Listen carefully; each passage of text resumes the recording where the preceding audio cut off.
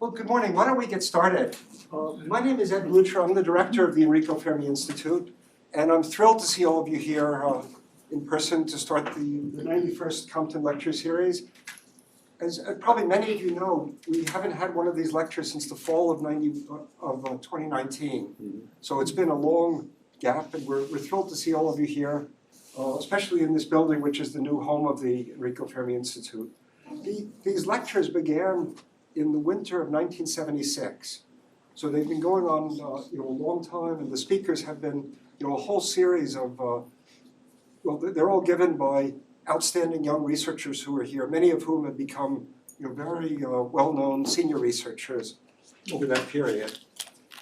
So my only job today is to introduce our speaker for the series you'll have for the next 8 weeks. So our speaker is Seth Koren. He was an undergraduate at the University of Pennsylvania, did his graduate work in Santa Barbara, and then came here as an Enrico Fermi Institute UMA Fellow in 2020, the summer of 2020. And he's going to be speaking to you about very modest scope, particles, the cosmos, and you, an origin story from the edges of space and time. So I hope you'll all enjoy the lectures. And again, we're very happy to see all of you here in person. So Seth.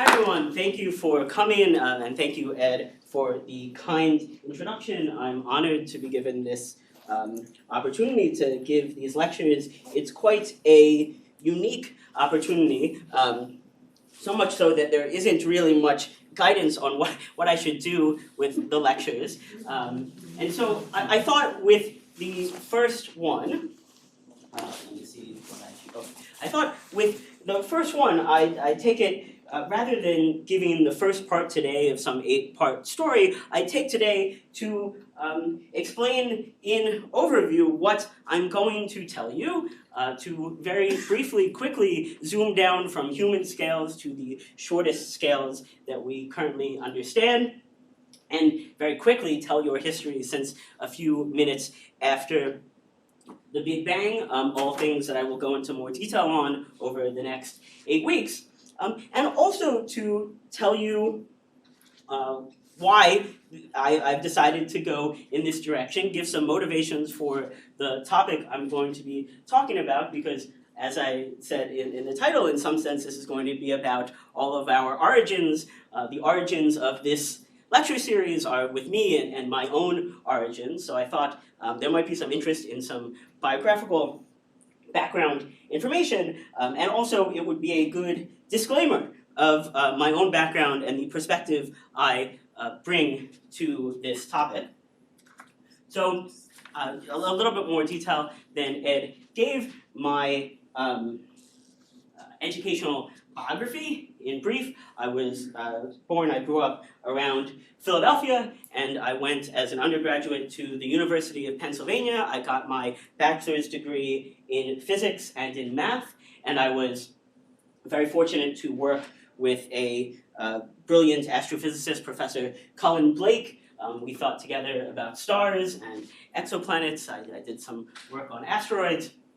And as an undergraduate, I found, when I was learning physics for the first time, I found myself increasingly interested in quantum mechanics and in particle physics and cosmology. And so I decided to, after I graduated from Penn, for my PhD work, to go cross-country to the University of California, Santa Barbara, to work with my advisor, an eminent young particle theorist, Professor Nathaniel Craig, and we did lots of things together. I'll say a bunch of words, just because some of them will come up later on, but don't worry about not understanding them right now. But we did work on the cosmology of some models known as twin Higgs models. We did lots of collider phenomenology, understanding what we might see at the Large Hadron Collider, exotic signatures. I did some more formal work in amplitudes. We wrote papers on all sorts of model building, understanding what the world looked like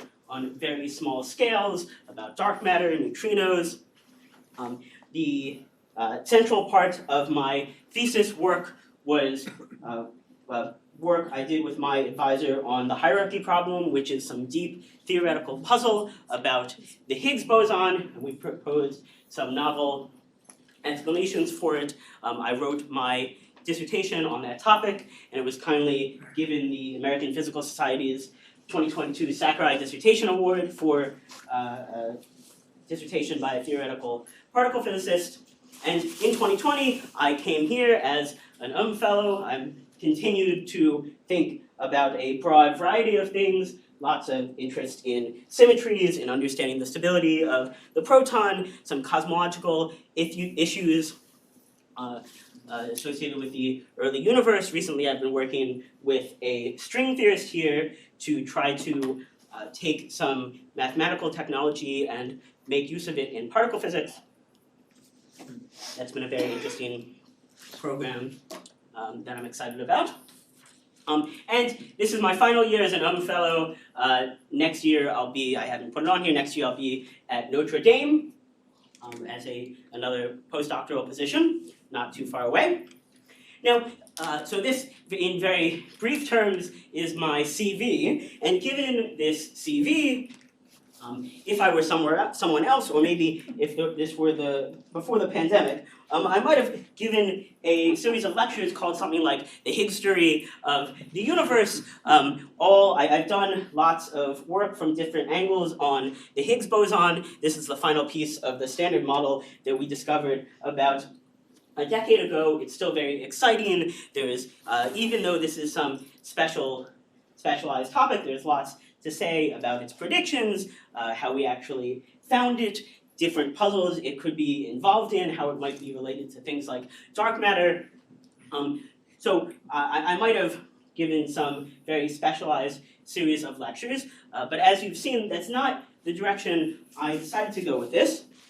And the reasoning, or what's behind that, in some sense, is that on the previous slide, I only gave you some part of my intellectual history, and there's another important component to it, which I'll tell you about in brief. I was really raised in opposition to science. My parents understood the world in a very pre-scientific way. They weren't. They were content to just sort of describe the world and not try to understand how it works. And in particular, it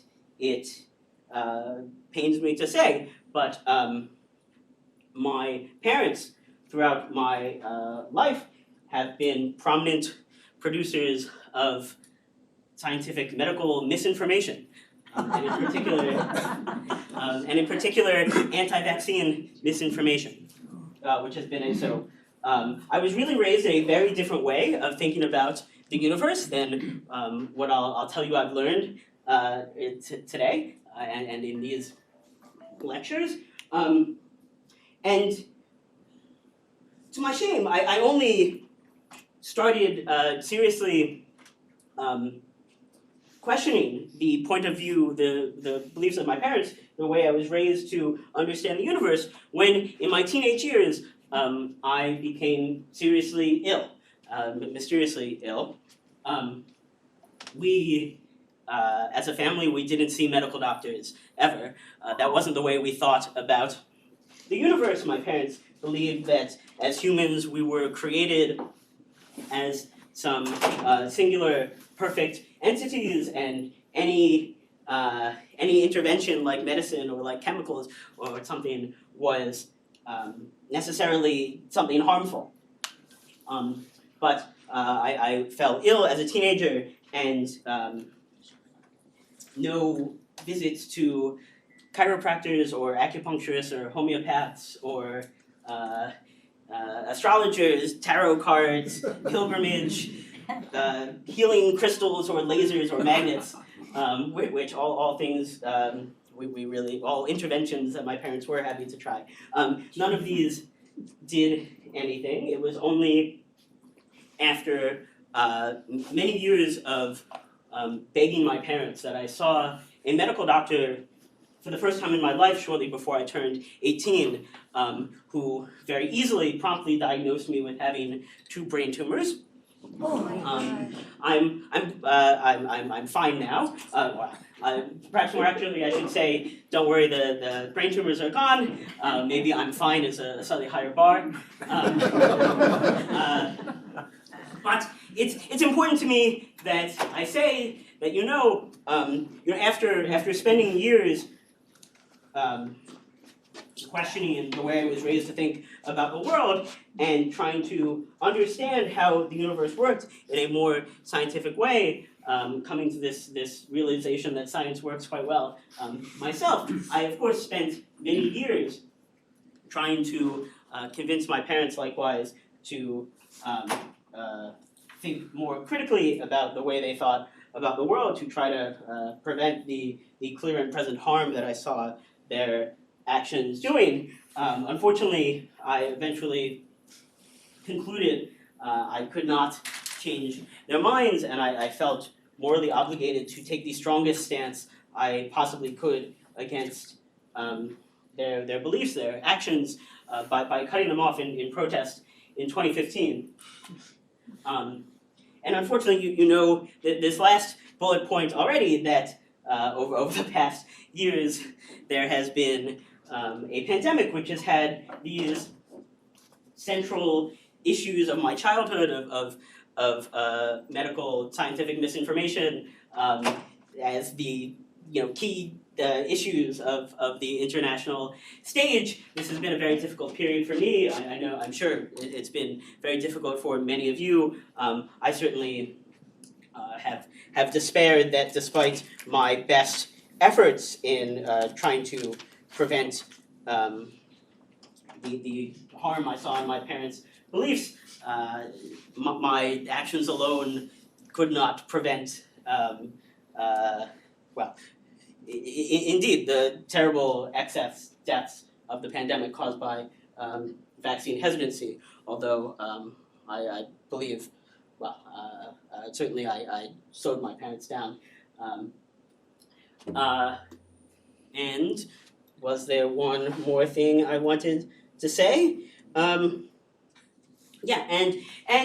good. And in particular, the pandemic coming here, I moved here in 2020 and promptly spent a full year in isolation downtown in my apartment by myself, so it gave me a lot of opportunity to think about the world, to re-understand my own past, just how much the serious brain damage I went through had affected me, but also think more about the world and some broader picture of it. And that's the spirit in which I've planned to give these lectures. I think the last years have really re-emphasized to me that it's quite important, really to all of us, to understand how the world works in some sort of scientific way, that these our beliefs about what's fundamentally going on are not just some abstract thing, but really do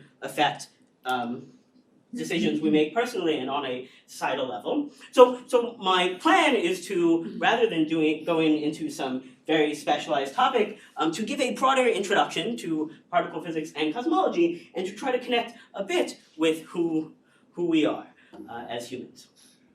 So the strategy that we're going to employ to understand the world, based on a few philosophical pillars, first and foremost being empiricism, that we want to understand the world firstly by carefully observing it and making precise observations of of what is happening, and trying to come up with theories of what's going on. This is as opposed to taking as our primary source some oral history or what we see when we take some psychedelic drugs, but rather to look out at careful observations of the world. And our strategy for understanding it is going to rely on the idea of mechanism, that in fact there are explanations for everything that we see going on. A priori, you might have thought that there weren't. This is the way my parents understood, and I was raised to understand the world. It's just things that happen, we could describe them, but fundamentally these weren't things that we could understand. But in fact, this has been an incredibly good strategy. We've learned that we have been able to understand very precisely how things work. And that precise understanding has come through the strategy of reductionism. That these explanations, the best way to explain the world, how something works, is by looking at it on very small scales, by looking at its subcomponents to figure out how some larger body operates, and to understand what's happening today by understanding what happened in the past at earlier times. And again, we'll see this strategy has worked extremely well, even though a priori you might have said it didn't need to.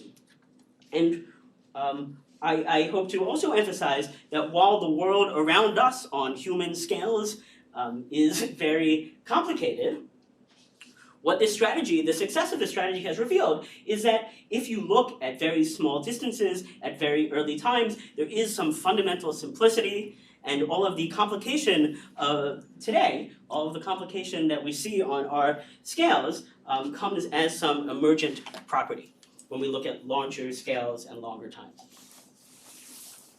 So first, I want to zoom in down to the smallest scales that we can probe. I want to ask what we're made of. And let me quickly say that this is a very old question, not just a question that you and your grandparents and their grandparents have asked, far older, as to how long exactly we've been asking what we are in some fundamental way. Okay, I can't tell you an exact date. As an upper bound, you might take that we believe now language began more than 1 million or so years ago with Homo erectus.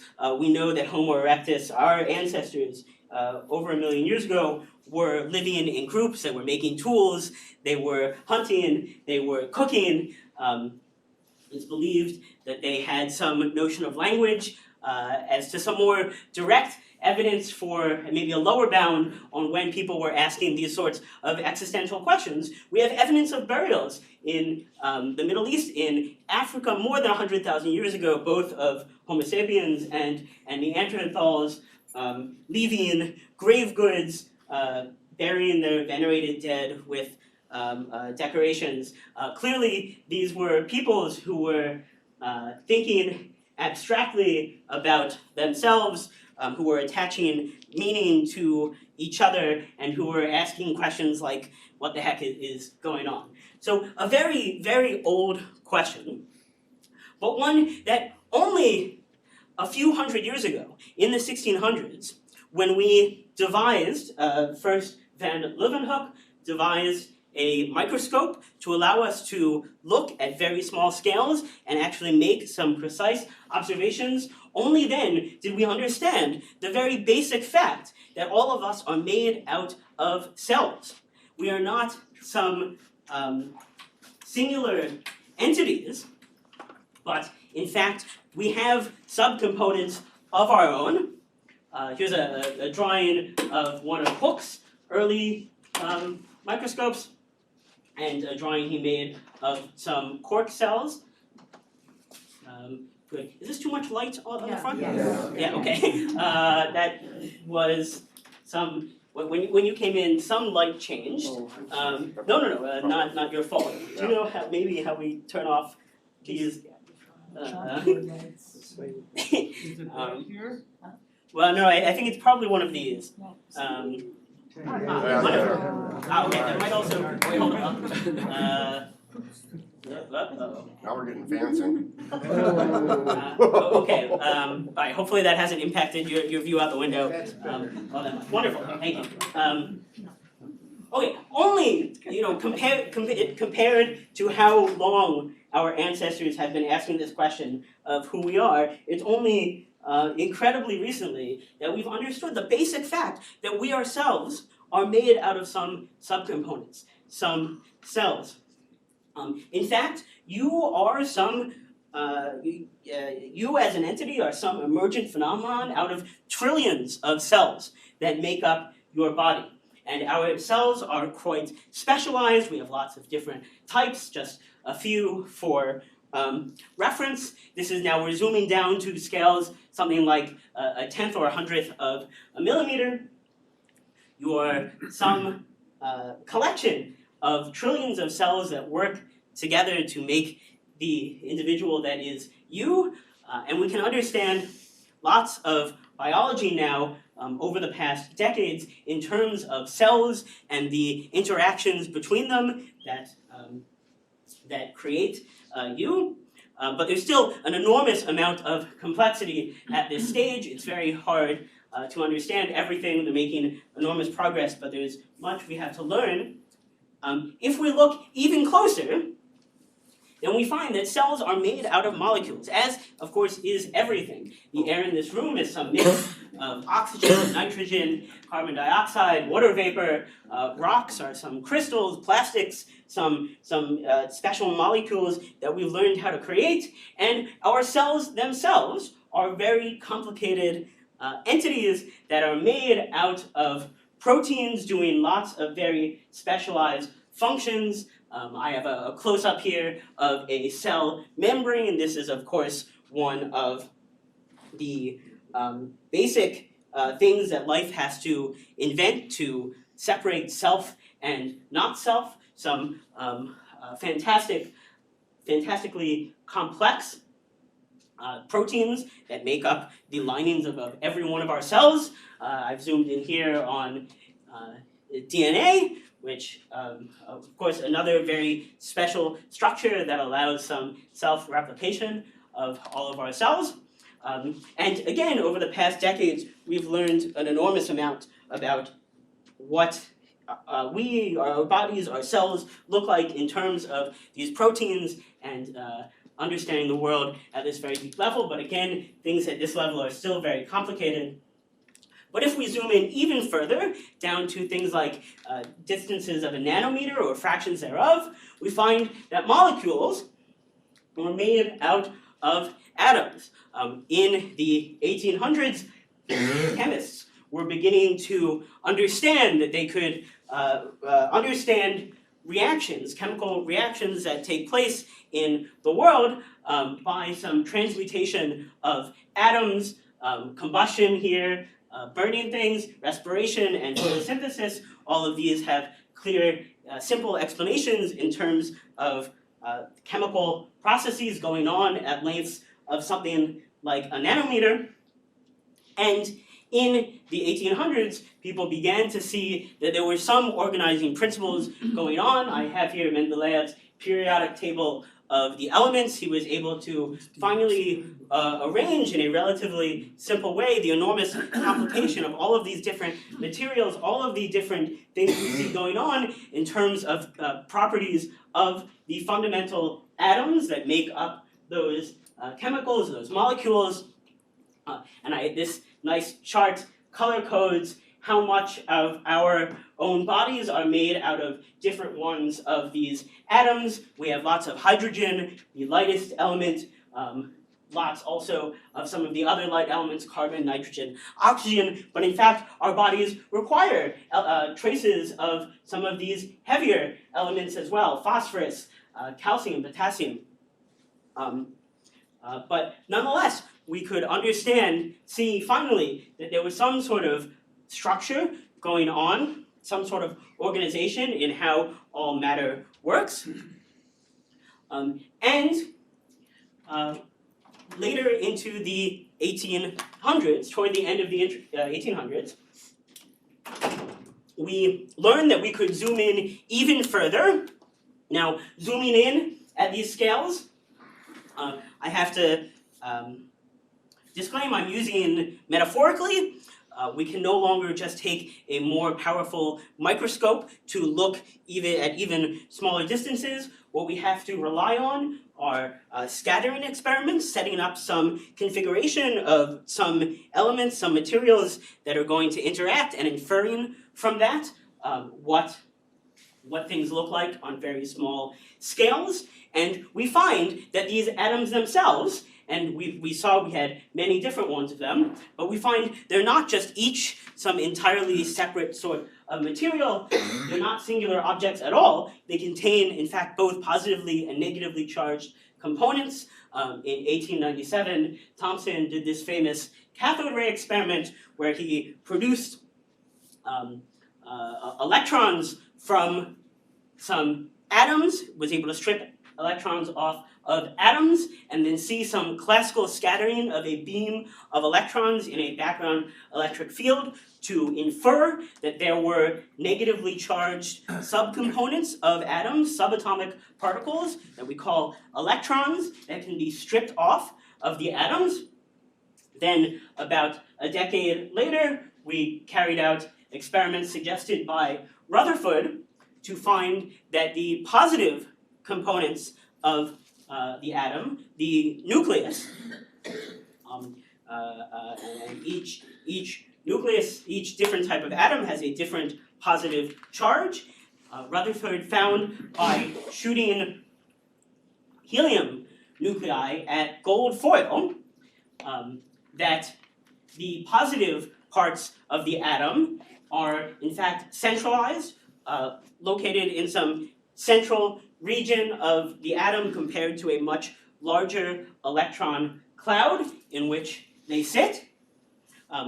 In the decades following that, we were able to understand the structure of atoms, their chemical properties, using the theory of quantum electrodynamics, the quantum theory of light and photons, and indeed, you should think of an atom like carbon as having a centralized positively charged nucleus, a cloud of electrons around it, and they're all held together by the electromagnetic force. Of course, this is all stuff that we'll go into more in the following weeks.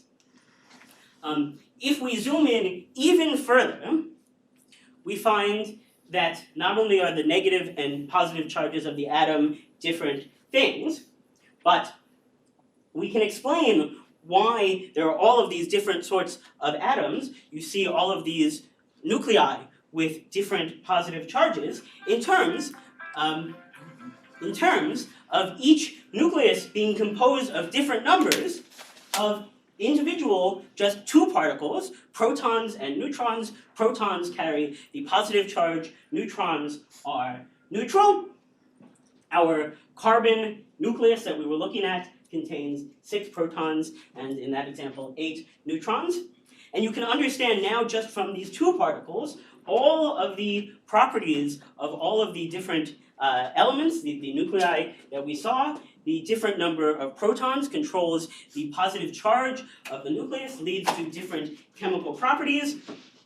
The different numbers of neutrons leads to the phenomenon of different isotopes of elements. If you've heard of that, we understand now very well how nuclear physics works.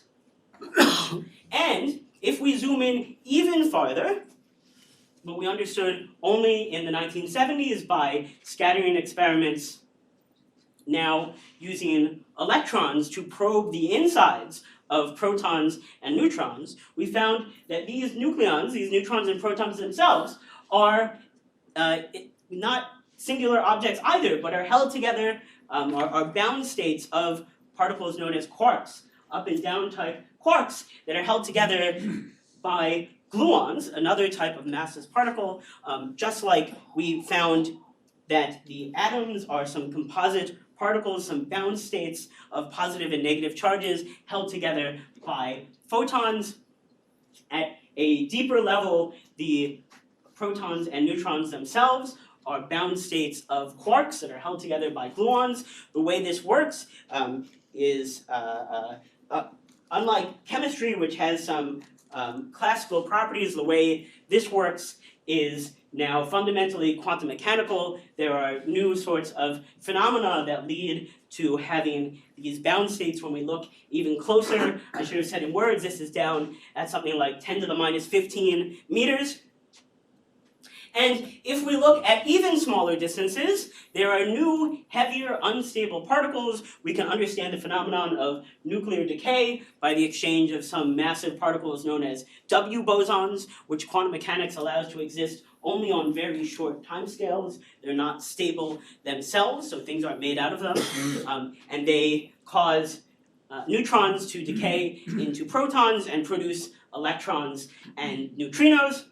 And finally, when we go to the LHC, we build these fantastic, enormous super colliders. We're able to probe distances at the smallest possible current possible scales down to something like 10 to the minus 18, minus 19 meters. We find that these W bosons get masses by interacting with this most recent particle we found, the Higgs boson.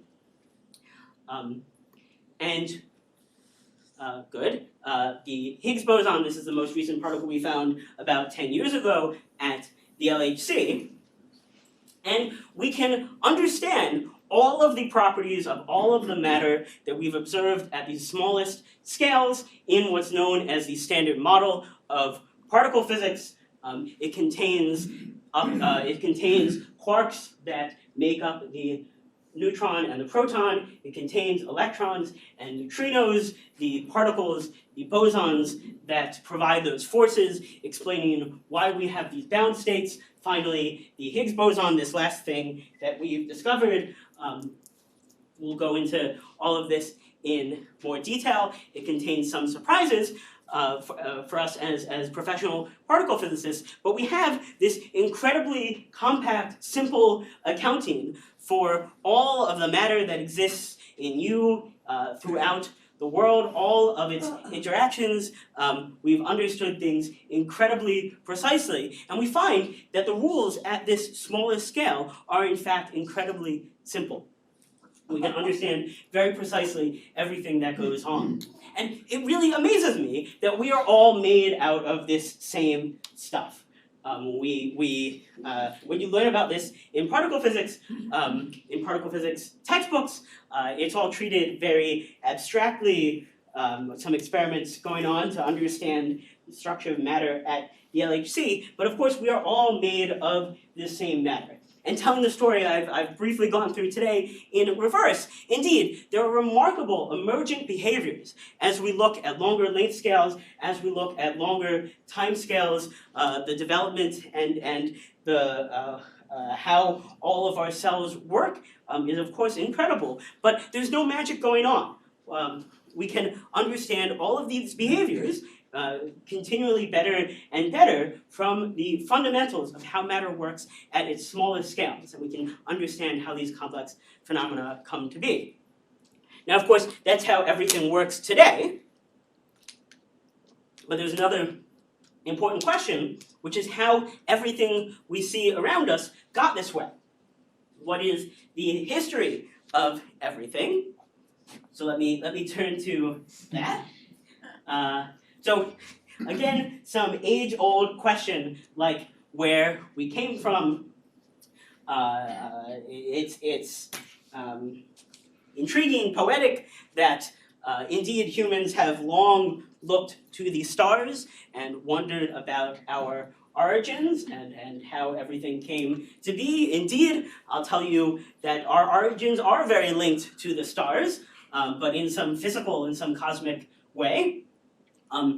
We learned, you may have heard, about 100 years ago, the astronomer Hubble found, he measured the speed of various galaxies, various distances away from us, and he found that on average, all of the galaxies he looked at were moving away from us, and in fact, the farther galaxies were moving even faster away from us. The universe seemed to be expanding away from us.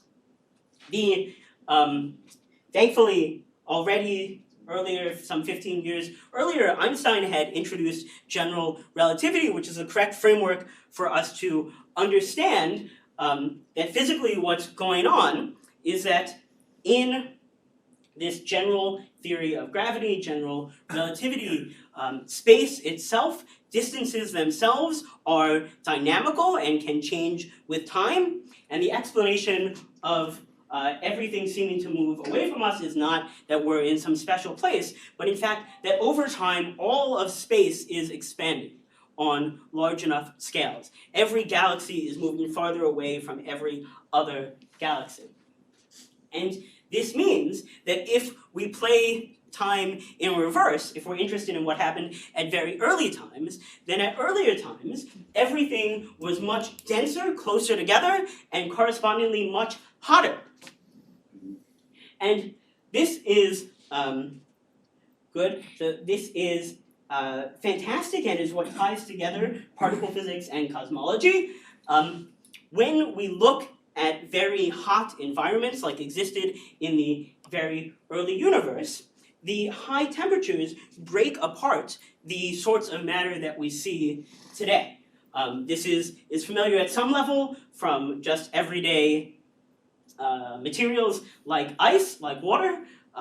If you take ice, it's some sort of crystalline solid. Everything is, all the water molecules are attached to each other. If you turn up the temperature, eventually this melts into water, some amorphous, some water molecules that are not as tightly attached. You turn it up even higher, go to something like 100 Celsius, and you find that the water molecules are no longer attached to each other more or less at all. You have produced some gas of water vapor.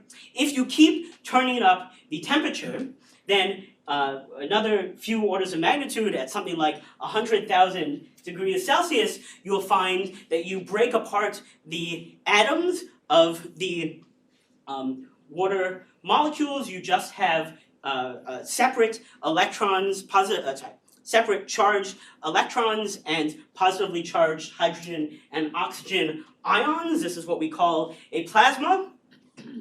If you go even higher, you will break apart even higher temperature, something like 10 to the 11 Celsius, an enormous temperature, but you will then break apart the very nuclei that make up the oxygen atoms into their separate nuclear neutron and proton components. If you go even hotter, something like 10 to the 13 centigrade, you'll find that those neutrons and protons break apart into their constituent quarks and the gluons that hold them together, something we call a quark-gluon plasma that only in recent years have we been able to create in the lab. But the universe does it for us. Going back early enough, and when things were dense enough, hot enough, we find that the universe itself was at these enormous temperatures, and the constituents that we can talk about at that time were these incredibly small quarks and gluons. So the details of microscopic particle physics become relevant to the large-scale evolution of the universe and control how the universe evolves, which makes for, I think, incredibly interesting area of study in the early universe of particle cosmology. And indeed, if we go back to times something like a micron after the Big Bang, everything was incredibly hot. We had our nuclear matter was in the form of a quark-gluon plasma. Everything is interacting with each other very quickly. So the interactions are happening so quickly that if you tried to form something like a neutron or a proton, it would get blasted apart by the heat. There are, I should say, also electrons and photons and neutrinos around. I'm just focusing on the nuclear sector. And the universe at this very early time is essentially homogeneous. It looks the same everywhere, very unlike what we see today. Now, at a time like a tenth of a millisecond, finally the universe dilutes and cools and is cool enough that bound states like single protons and neutrons can form. And so the universe at this time looks like lots of protons and neutrons and electrons and photons, some charged plasma. But again, space continues to expand and dilute and cool, and after a more human-sized time, like 5 minutes or so after the Big Bang, you have nuclei begin to form. The neutrons and protons can find each other and stably undergo nuclear fusion, to create from just a single protons up to helium, which has 2 protons and 2 neutrons. This nuclear fusion produces lots of photons, energy as well. And you might ask, so here in the very early universe, at something like 5 minutes, we're undergoing nuclear fusion. We started just with protons and neutrons. The big question is how we get up to today with all of our very complicated atoms. And you might think maybe nuclear fusion continues from hydrogen to helium and very early in the universe produces all of the nuclei we know. In fact, that doesn't happen. Helium is essentially the heaviest nucleus produced. Well, for one, things are still expanding, so it's becoming harder and harder for different nucleons to find each other and do nuclear fusion. But also, there's this curious fact of the Standard Model that although the proton is stable, the neutron by itself is not stable. So that puts something of a clock on how long this nuclear fusion can last. Because after something like 10 or 15 minutes, all of the neutrons have decayed back to protons. You don't have any neutrons around to perform more fusion to get heavier elements. And you end up with a universe that is around 3/4 hydrogen by mass and just 1/4 helium. This is all still ionic. It's much too hot now for atoms to form. So you have positively charged hydrogen and helium nuclei and negatively charged electrons and lots of photons interacting with them very frequently. But we don't have, at this earlier time, any of the elements, the heavier elements that are essential to our everyday lives. Now, so that was at the era of around 5 minutes. For a very long time, it is still very hot, but gradually the universe is cooling more and more. After something like 380,000 years, the universe finally cools to the point where atoms can stably form, where you no longer have a charged plasma. And since photons are the force carriers of electromagnetism, they interact very frequently with anything that's charged. So in this early stage of the plasma, photons are interacting all the time. But finally, after almost 400,000 years, the universe becomes more or less neutral. All of the electrons and protons and helium nuclei can find each other and pair up to form neutral atoms. And then finally, with the universe no longer in a charged plasma state, you can have photons that can travel for a long distance now without hitting anything. And in fact, we have photons from this era known as the era is the era of recombination. We see photons known as the cosmic microwave background all the way from a few 100,000 years after the beginning of the universe that have traveled continuously and not hit anything until they hit perhaps your old TV set. And really, these CMB photons are a component of the white noise that you'd see on an old TV. And more so than just being an annoyance on your TV, we can build telescopes like the Planck telescopes and map out what the cosmic microwave background looked like to get some information to find what the universe looked like billions of years ago, very soon after the Big Bang. This is a picture from the Planck telescope. What they're plotting here is really the small deviations in the temperature away from the average. Your zeroth order conclusion is that things are still very homogeneous, but you have these 1 part in 10 to the 5 inhomogeneities, and understanding precisely the statistics of what these inhomogeneities, these hotter red parts, these cooler blue parts look like. You can learn a lot about the particle physics of the charged plasma that came before this, and about how gravity is working to try to bring things together and to form bound states of gravity. But mostly things are still homogeneous. Getting actual inhomogeneities happens very slowly over now hundreds of millions of years, let me try to just have in the background this nice recent Japanese simulation of the universe starting out in a relatively homogeneous state and ultimately collapsing to form galaxies. And now there's a surprise in the way this works. The sort of matter that we are made of, this standard model matter, we know that it interacts with itself a lot from, for example, electromagnetism, or just from our everyday lives. You can't put your hand through some solid object because we all interact with other standard model matter a lot. And this means that our type of matter has some pressure. It's hard to compress. It's hard to make it collapse into bound objects. It turns out there is an additional component to the universe that we call dark matter, that we'll talk more about later, that unlike our matter, barely at all interacts with itself, doesn't have any pressure, and so it can collapse gravitationally. I can put this back to the beginning because you might miss the first slides. It can interact gravitationally and fall in to collapsed structures like galaxies far more easily than our standard model matter. So it's this dark matter component of the universe that really controls what things look like on very large scales.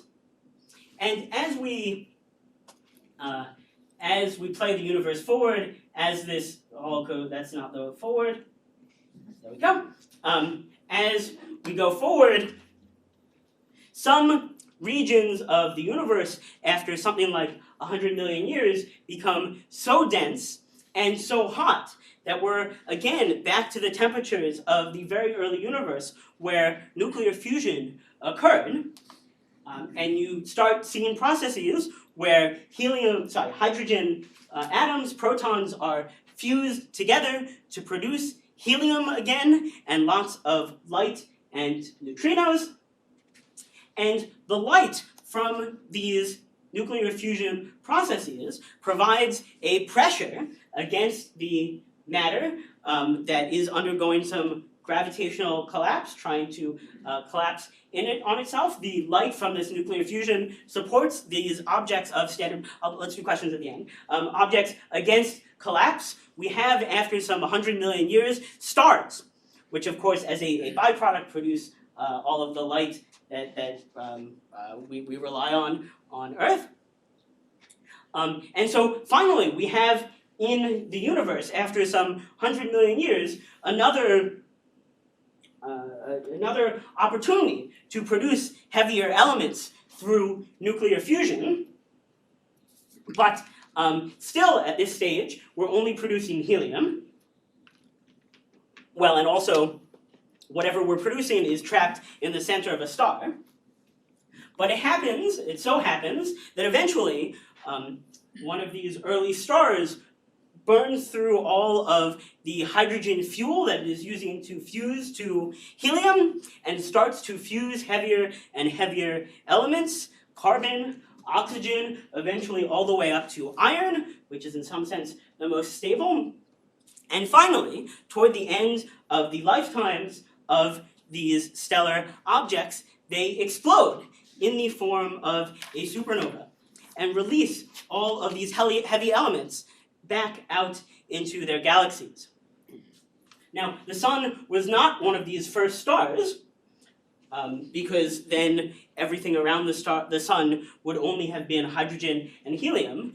The sun came billions of years later out of this graveyard of supernovas that had produced heavier elements, and so the sun was able to form with a planetary nebula that made planets out of all of these heavy elements, all of the things that we are made of, finally to produce an environment like we see today.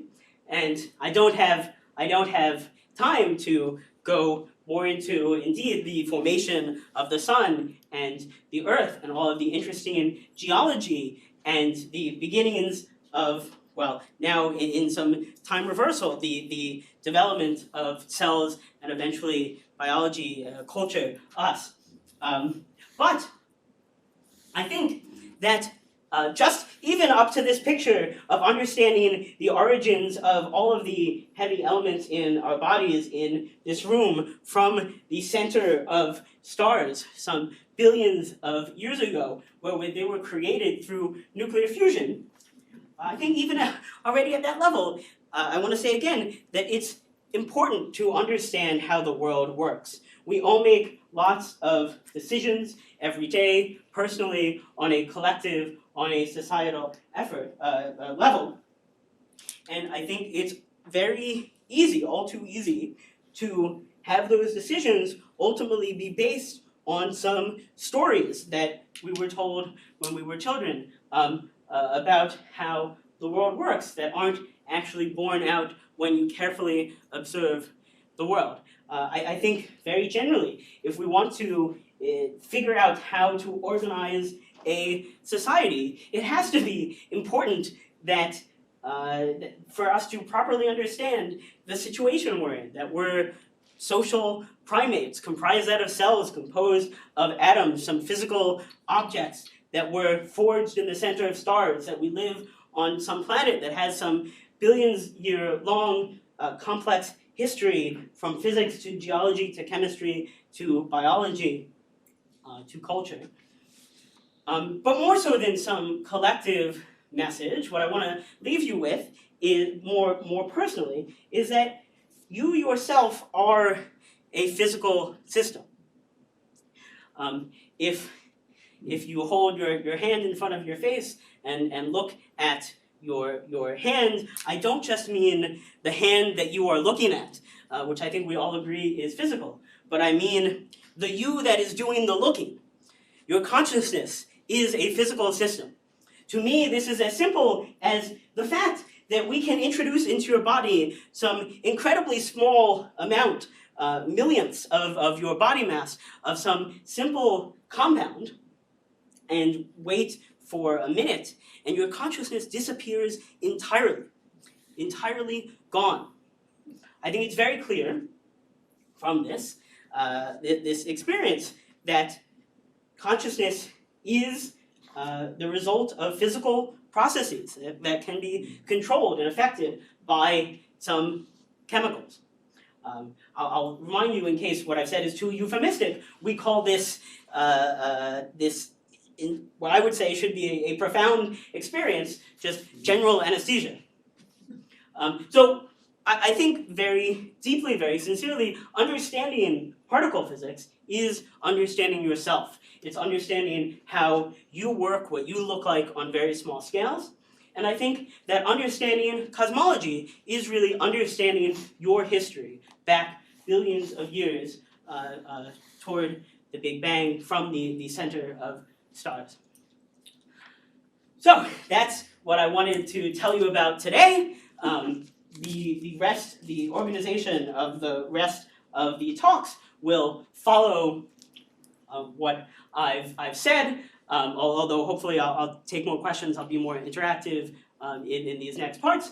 But as a first part, the next few lectures will go more into particle physics and talk in more depth about everything that we are made of, what we look like on small scales, the standard model of particle physics. Hopefully I'll get to talk about quantum mechanics. Part 2, I think, will be on cosmology, again going through in more detail. Our history is back from soon after the Big Bang. And finally, at the end, hopefully, I get to talk a bit about what is really my professional interest, which is in going past what we know, looking at even smaller distances, at even earlier times, trying to understand theoretically what could be beyond these standard models, and what we really look like on a fundamental level. So I hope you'll join me. Thanks very much for your attention.